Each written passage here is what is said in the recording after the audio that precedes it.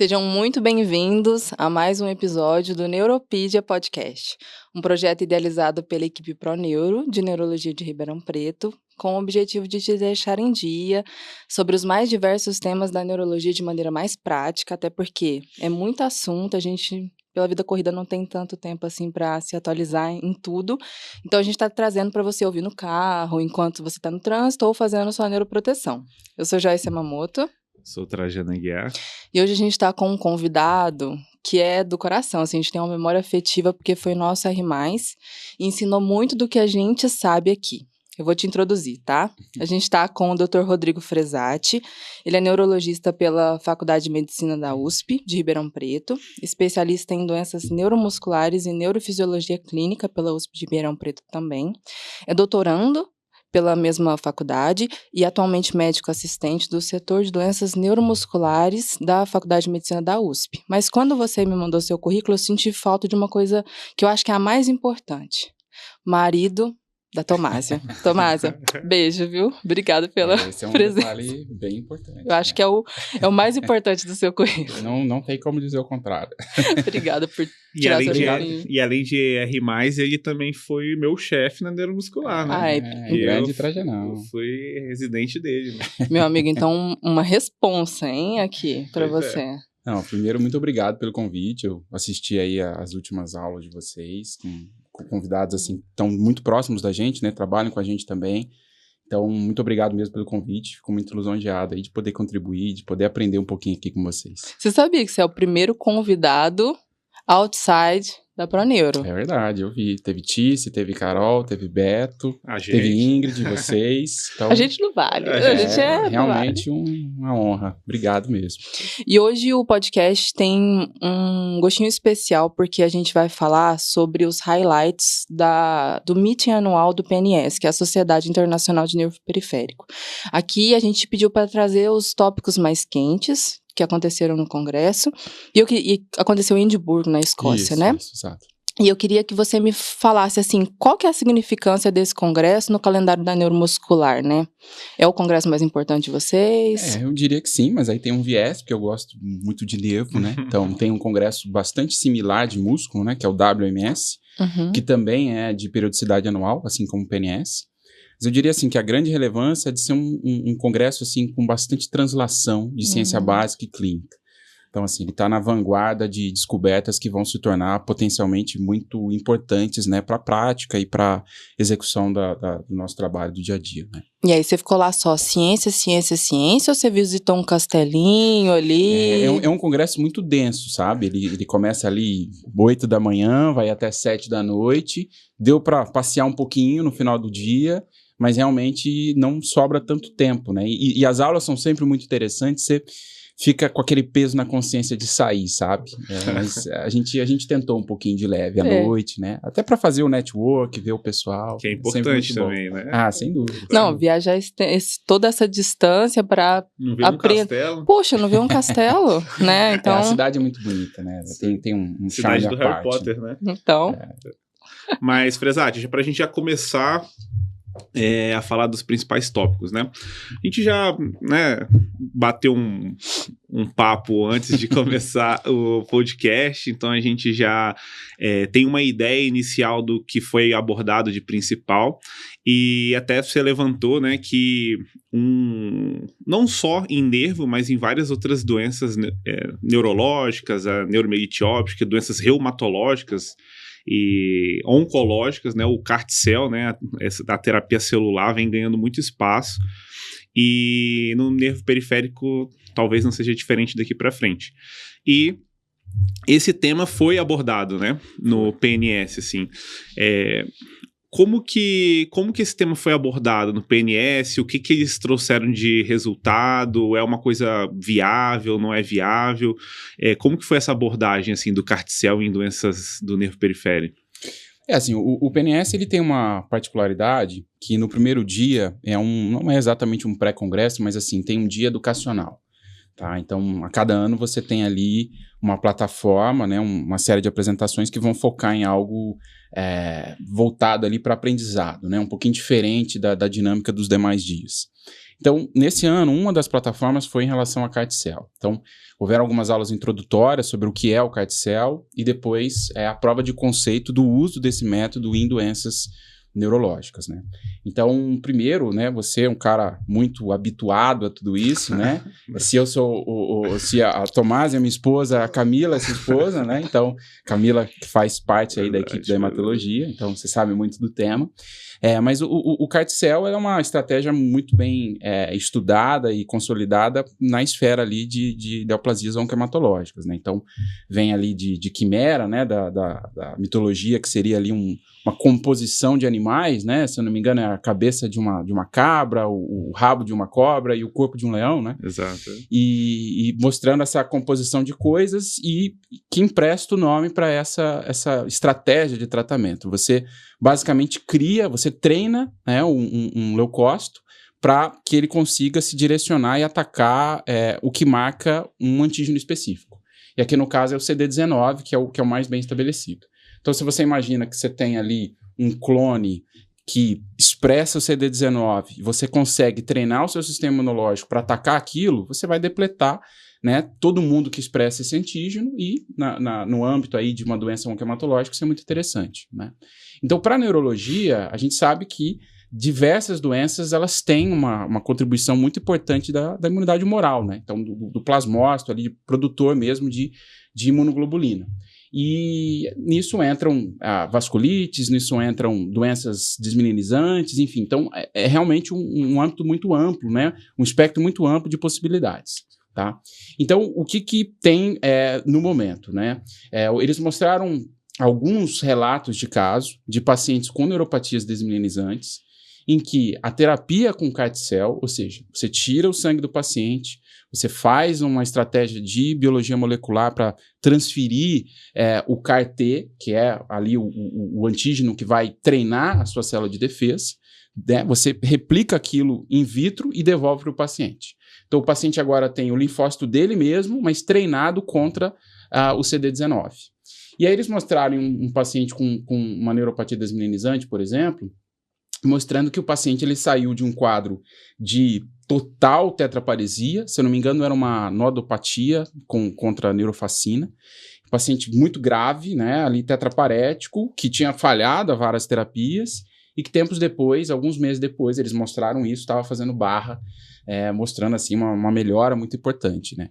E a plausibilidade biológica do método é maravilhosa, né? Você conseguir usar algo do seu próprio organismo treinado para te defender, né? Então, eu acho que é uma avenida de estudo e que provavelmente vai se prestar aí para várias doenças imunomediadas. Né? Ótimo. E, assim, teoricamente, né, toda doença que responde, né, à depleção de célula B, teoricamente, tenderia a responder também a um CART-CEL CD19 ou algum alvo análogo, né, o BCMA, coisas assim associadas à célula B.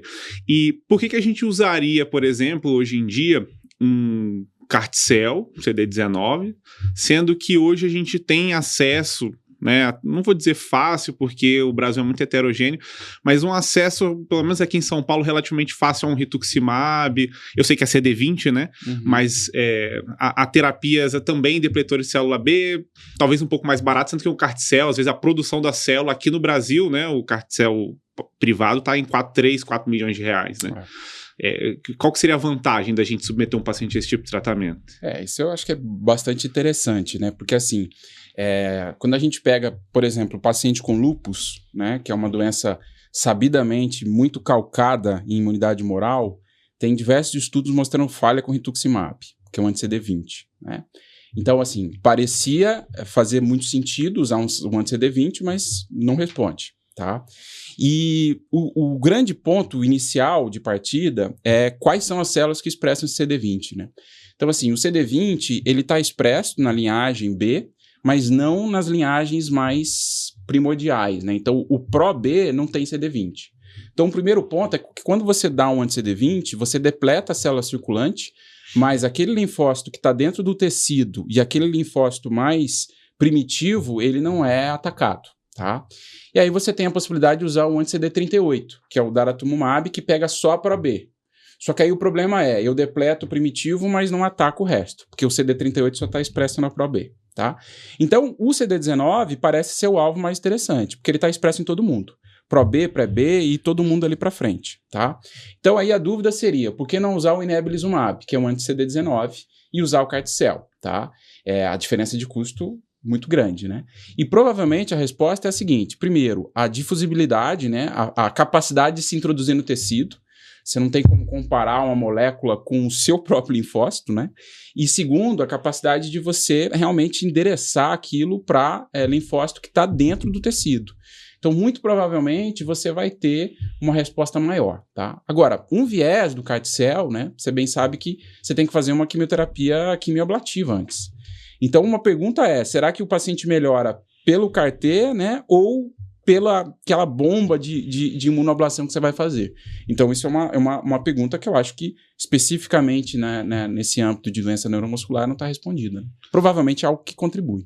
Interessante. E uma dúvida que eu tive, você comentou sobre o uso principalmente em doenças inflamatórias, né? Isso. No campo da neuromuscular seriam quais doenças principalmente, né? Eu acho que, assim, um que campo você importante... acha, né? O feeling que... Sim. Acho que as nodoparanodopatias, né? Assim, acho que são, principalmente as paneurofacinas, né? Que a gente tem um gap de diagnóstico ainda, né? Mas à medida que esse diagnóstico vai melhorando, a gente vai tendo acesso a esses autoanticorpos, a gente vai encontrar cada vez mais pacientes que sabidamente têm uma patologia que potencialmente vai responder bem a essa terapia, tá? E outras doenças autoimunes que têm a participação de linfócito B. Então, acho que manifestações neurológicas dessas doenças reumatológicas primárias, acho que isso entra também aí no âmbito. E, eventualmente, em um dado momento, as do sistema nervoso central também, né? Então, o NMO, o próprio MOG, eu acho que tem várias ali com participação de célula B que provavelmente se beneficiariam da terapia. Você estava comentando, né, que está tendo bastante estudo com NMO, miastenia, né? Miastenia, com certeza. Miastenia, até estão estudando essa... A grande questão é também, né, assim, um outro ponto talvez é porque a gente até fez um trabalho ali que não foi publicado ainda, mas a gente estava levantando, assim, os fatores de risco para ICANS, né, em parte a gente viu que 30% poderia chegar a ter ICANS, né, que é uma complicação, sim, né? Sim. Então, assim, boa parte dos tratamentos, vamos dizer assim, com os MABs, né, atuais, e isso teoricamente tem eu sei que tem imunossupressão crônica e tal, mas às vezes não tem essa chance de evoluir com ICANS, né? E até 1/3 pode ser grau 3, né? Que é um problema, né? Então é uma coisa assim, tem que pensar talvez uma doença que seja grave o suficiente. Pelo menos na minha visão, a gente não tem experiência prática ainda, mas talvez uma doença grave. E uma outra questão também é que, às vezes, aqui no Brasil também talvez seja um pouco mais difícil, é que por ser autólogo, né, você pega a célula da própria pessoa, até você produzir a célula, às vezes dá 1 mês, né? Então, se for um cara muito grave, né, talvez não dê tempo. Né? Isso é um ponto de destaque, né? Com certeza. E você comentou que o PNS tem bastante ciência básica, né? É um congresso que foca bastante nisso. Tem algum hot topic que você queria destacar dessa ciência básica para comentar aqui com a gente? Sim, eu acho que isso não só no ano passado isso também foi bastante forte, né? Mas você tem uma maquinaria do axônio para que ele degenere, né? E isso é muito bem identificado naqueles pacientes com uma lesão axonal, né? Obviamente, em estudos em animais, isso é bem definido. E 2 moléculas ali parecem ter uma importância pivotal nisso, que é o SARM1 e o NM-NAT2, né? Então, basicamente, o SARM1 é pró-degeneração e o NM-NAT2 segura o SARM1, né? Então, quando você tem uma lesão axonal, esse NM-NAT2, ele tem uma perda do transporte anterógrado, ele deixa de chegar no SARM1, e o que ele faz é bloquear o SARM1. Então, basicamente, eu perco a molécula, né, numa lesão axonal, que segura o SARM1, que é ali quem vai efetuar a degeneração axonal. Então, isso provavelmente é um mecanismo que também ocorre em outras doenças que levam à degeneração axonal. Então, você reconhecer isso lhe permite, né, aventar a possibilidade de tratamento que vão, eventualmente, diminuir a função do SARM1 ou aumentar a função do NM-NAT2, né? Inclusive com algumas variantes patogênicas, né, por perda de função no NM-NAT2, que leva à neuropatia, ou com ganho de função no SARM1, que leva à neuropatia. Então, corroborando essa translação ali do in vitro, né, da ciência básica, para a clínica. Então, só ver se eu entendi. Porque é muito interessante isso, né? Por ser uma via comum, isso, né, de degeneração axonal, talvez independente, vou usar o independente entre aspas, mas independente da etiologia, talvez essa seja uma via para que a gente aborte uma neurodegeneração. Então, independente da neuropatia, às vezes um fármaco que consiga atuar nessa via pode ser que traga algum benefício. Seria essa a ideia ou não? Uma via de neuroproteção, né? Exato. Uhum. Eu acho que assim, é uma prova de conceito, né? Isso ainda é extremamente inicial. O conhecimento da molécula, né? Isso não é de agora. Mas como você usar isso na prática clínica e os estudos que vão realmente buscar isso ainda está no início. Mas a ideia é essa. Não estão sugerindo droga ainda não, atuando ainda nisso. Não, pelo menos que a gente saiba. Exatamente. Nesse momento ele saiu. No momento da droga ele foi no congresso. Tô brincando. Não, ele foi no castelo. Foi bem nessa hora, né? Brincadeira. Entendi. Não, mas interessante essa parte, né? Porque pode ser um mecanismo, às vezes, de terapia combinada, né? Você tem um paciente que está passando por processo de degeneração axonal, até fechar um diagnóstico, ou então, em conjunto com uma terapia modificadora de doença, você abortar um processo de degeneração. Não sei se foi por esse lado. É uma dessas vias, né? Tem outras várias. Algum tempo teve nas neuropatias desminimizantes, lá o HDAC6, se eu não me engano, enfim, inibidor dessa molécula poderia potencialmente servir para todo mundo, mas é outra coisa também que não progrediu, pelo menos não como era a expectativa, porque a coisa é muito mais complicada do que um gráficozinho, né? Esse bloqueia aquele, sim. Tem muitas outras moléculas aqui no meio, né? Sim. E um outro ponto também, assim, que estava até ansioso para você chegar para a gente comentar, é porque saiu foi apresentado um trabalho lá, não sei muito aprofundado, você que vai comentar aí pra gente, sobre o Mounjaro, né? E modificação de desfechos em pacientes com neuropatia periférica, e não necessariamente só em paciente que tinha diabetes ou coisas nesse sentido, né? Eu fiquei meio perdido, assim, o que de fato eles discutiram lá sobre isso? Seria o Mounjaro a panaceia?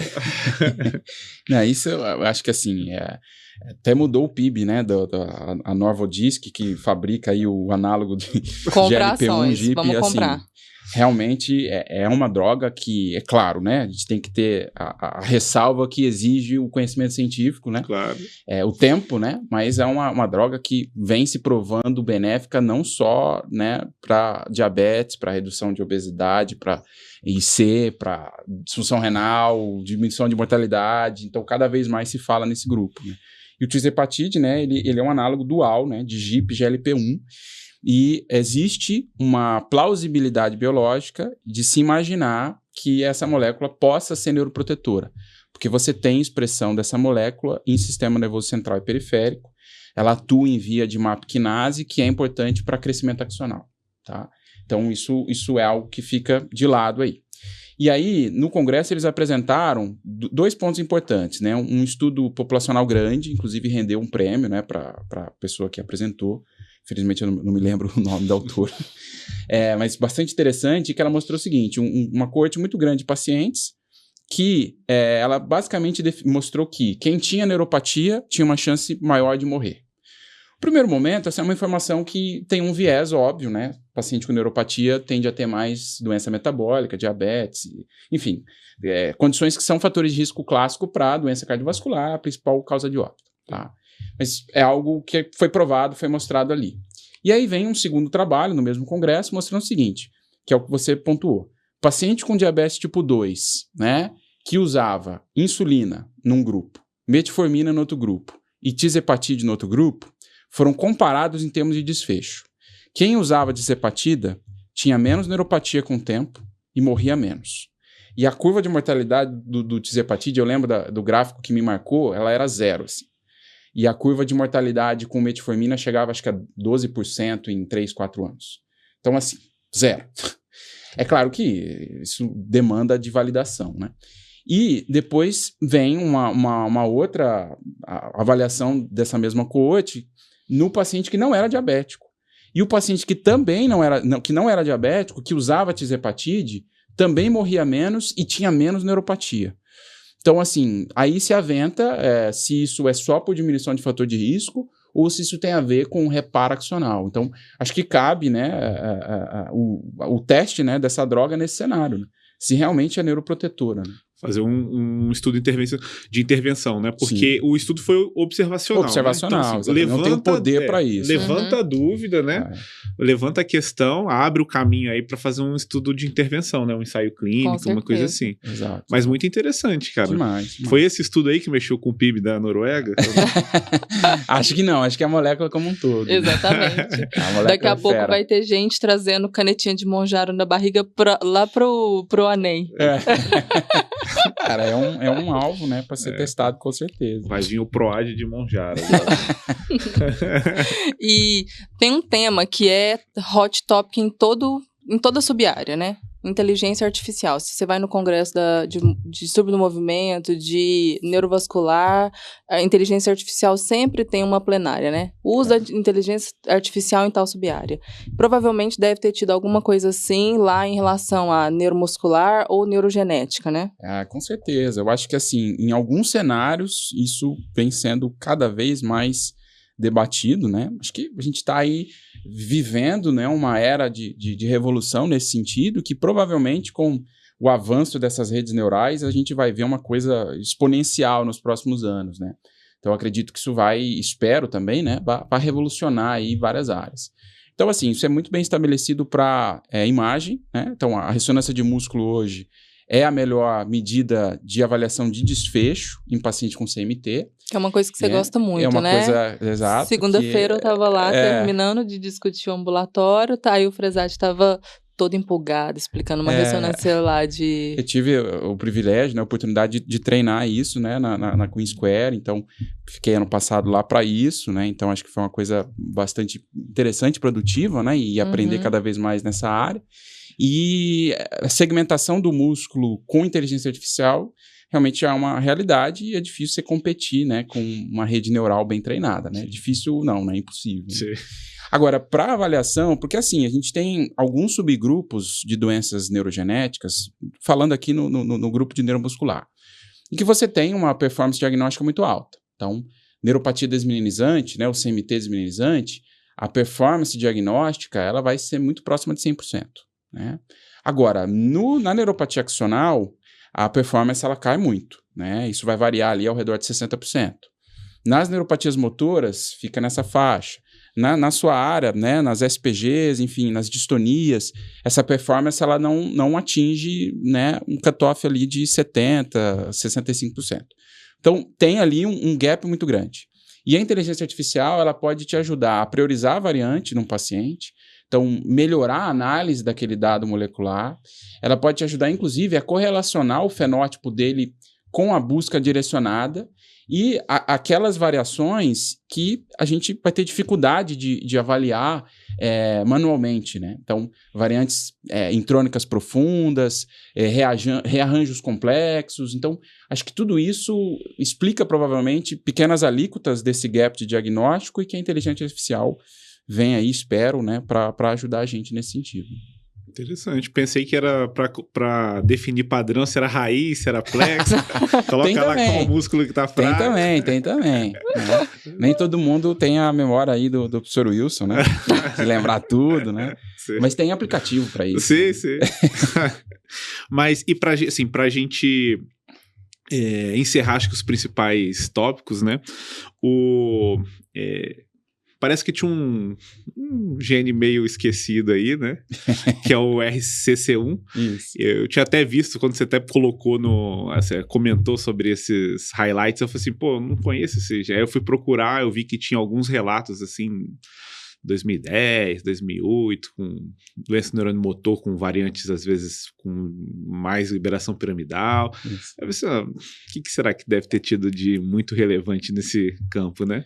Mas parece que ele foi uma coisa assim, acho que ele tomou conta aí de determinado momento. Foi uma apresentação bem, bem interessante, né, cara? Teve desse... Então, assim, ele é um gene que codifica uma proteína que é muito importante no transporte núcleo citoplasmático, né? Então, ela tem tudo a ver com a integridade do axônio, tá? Então, o que eles definiram, o que eles mostraram, né? Primeiro, uma família, acho que de 2011, 2010, em que vários indivíduos de uma mesma família, eles tinham um quadro de neuropatia desmineralizante, presumida, né? Que depois, na verdade, foi visto que era axonal, mas uma neuropatia inflamatória, vamos dizer assim, acho que é melhor, e que era recorrente, e de início precoce. Então, a hipótese diagnóstica inicial foi Guillain-Barré, tá? Nesses vários indivíduos da mesma família, com óbito precoce, um quadro muito grave, e se eu não me engano, um dos indivíduos recorreu, né? Melhorou, depois recorreu.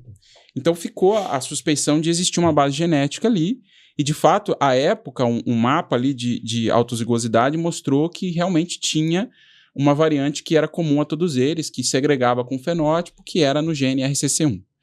E aí, de lá para cá, se descobriu o seguinte, em mais 12 famílias, se eu não me engano, de ascendência ali paquistanesa e inglesa, fenótipo muito similar, tá? Então começa a se descrever um fenótipo que segrega com essa variante.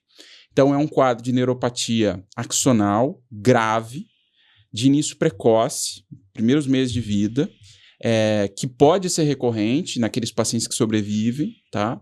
E que compartilha características clínicas que lhe fazem pensar em um Guillain-Barré.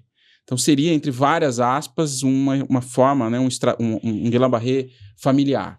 Né? O que já havia sido descrito de forma observacional por vários outros grupos, mas sem uma causa específica. E o que é muito, muito interessante nesse gene, né, e isso com translação de estudo em animal, é que essa molécula, né, esse tal DCRCC1, tem uma característica que é diminuir a atividade com elevação de temperatura. Só que essa diminuição ela é controlada, né, no indivíduo sem alteração patológica no gene. Ou seja, eu tenho uma febre, vai diminuir esse transporte núcleo citoplasmático, porque é uma molécula que sofre decremento de tradução com o calor, ok? Mas isso não atinge um cutoff a partir do qual eu tenho perda axonal, tá? Agora, o indivíduo que tem a variante patológica, e ela é missense, então assim, não é uma perda de função completa, né, é uma alteração de função. Esse indivíduo ele tem essa diminuição mais acentuada, que atinge um cutoff a partir do qual tem degeneração axonal. Exatamente como houve o raciocínio disso para translação, né, em animal, é difícil saber, né? Eles não deram qual foi esse pulo do gato, né, que é realmente genial, né? Então eles identificaram isso, que em modelo de drosófila, em modelo de iPSC de célula neuronal, enfim, eles notaram o seguinte, olha, se eu fizer um noquinho aqui com essa variante nesse gene e colocar numa temperatura elevada, diminui muito a atividade do RCC1 no indivíduo que tem essa variante. E isso, presumivelmente, leva à perda axonal grave. Né? Então, seria, né, uma grande translação de uma suscetibilidade genética, gerando um quadro que vai ser confundido com uma neuropatia inflamatória, né? Com trigger de temperatura. Exatamente. E esses pacientes que tiveram esse quadro, eles acabam melhorando, às vezes, da neuropatia? Em geral, as duas famílias... tira o gatilho, dá uma melhoradinha. Um tempo. E eles mostram no gráfico que tem um tempo, mesmo você tirando o calor, que fica a atividade dessa proteína fica abaixo do cutoff para manter a viabilidade neuronal. Então, isso explica porque provavelmente é muito grave. São indivíduos que começam antes do primeiro ano de vida, a maioria evoluiu para óbito, e os que não evoluíram ficaram com várias sequelas e depois recorreram. Né? E, assim, é muito interessante esse link, né, que eu acho que vai ser cada vez mais observado, né? Entrando aí nessa relação neurogenética e inflamação. Sim. E existe alguma correlação com essa doença neuromotor? Porque a gente tinha discutido, o que eu tinha visto inicialmente era isso, né? Eles viram que nos fibroblastos de algum desses pacientes tinha inclusão de TDP43, inclusão citoplasmática de TDP43, que é um marcador precoce na esclerose lateral amiotrófica também. Tá? Então, provavelmente, essa alteração do transporte núcleo citoplasmático leva a um acúmulo tóxico de TDP43, já se sabe tudo da molécula, né? Um monte de doença no distúrbio do movimento que se associa a essa molécula, né? Ela é uma delas, se associa com disfunção desse alvo, né? E provavelmente isso seria um link, né?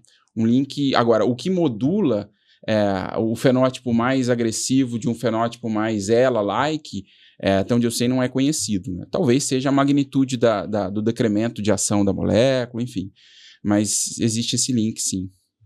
Muito bom. Se tivéssemos mais tempo, a gente ia puxando mais highlights aqui, mas... Ia começar o assunto dos castelos. Né? Com certeza. Assim, é um congresso difícil até de acompanhar, né?